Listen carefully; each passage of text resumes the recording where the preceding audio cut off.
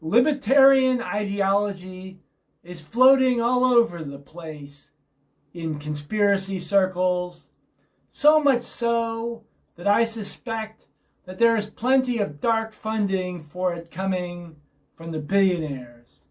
This bogus variety of libertarianism has been cooked up in secret as a limited hangout, a dead end, a confusing, seemingly anti-establishment path for the foolish, for the simplistic, a way to complain about what is wrong with the United States with friends without ever addressing the true problems or even lifting a single precious finger. According to these libertarians, the problem is all with government and with a few bad apples who unfairly misuse the system. The proposed solution is that we need a weak government, but it is assumed that multinational corporations and private equity, although they may make a few mistakes, are not the original cause of this crisis.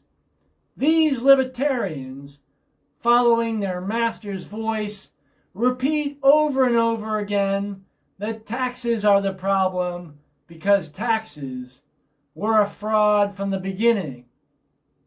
This argument is not entirely wrong, but it is intentionally set up as a trap, as a wrong-headed detour into the forest. Yes, the tax system is exploitative and unjust for the working man. It was a mistake from the very beginning to establish taxes based on income. But taxes are not inherently evil. That is what the billionaires want you to believe.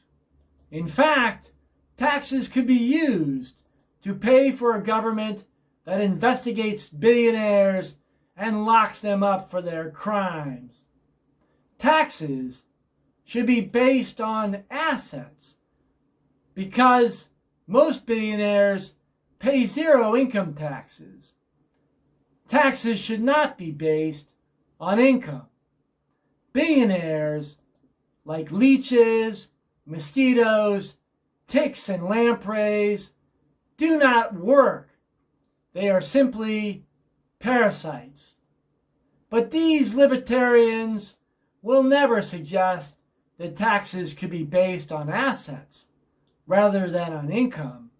To do so would be to bite the hand that feeds. I, however, am happy, am willing, am delighted to bite deep into that hand that feeds. Let us imagine that there was a real libertarian, a man who believed in freedom, liberty, and a market economy. Freedom for the common man, liberty for the working woman, and a market economy where you or I could sell our products without multinational investment banks funding Walmart or Amazon to destroy our local economy through devious means. This is what I think such a true libertarian would say.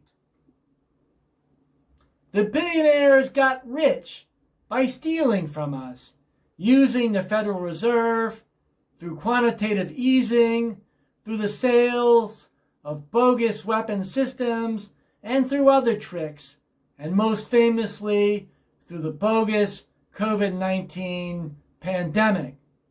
They stole billions of dollars and created a class society in which they are royalty and we are serfs or slaves. The money that we have in the bank is worth a fraction of what it was worth before because of the inflation that they intentionally created. We do not need an income tax for billionaires like Elon Musk or Warren Buffett.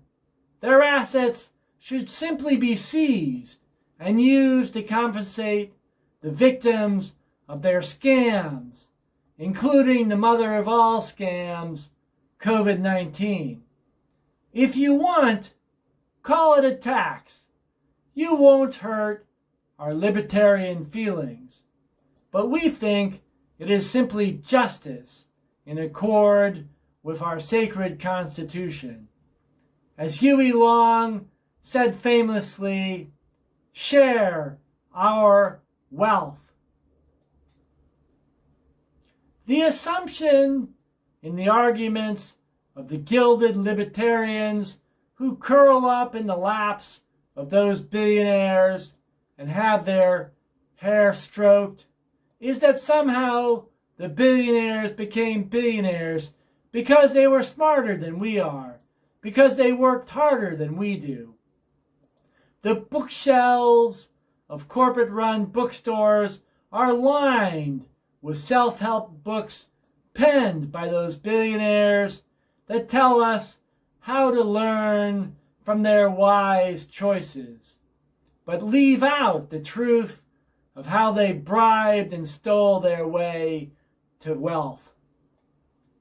The bottom line is that those billionaires are criminals who stole that money from us using shell companies, investment banks, and by paying off politicians and government officials.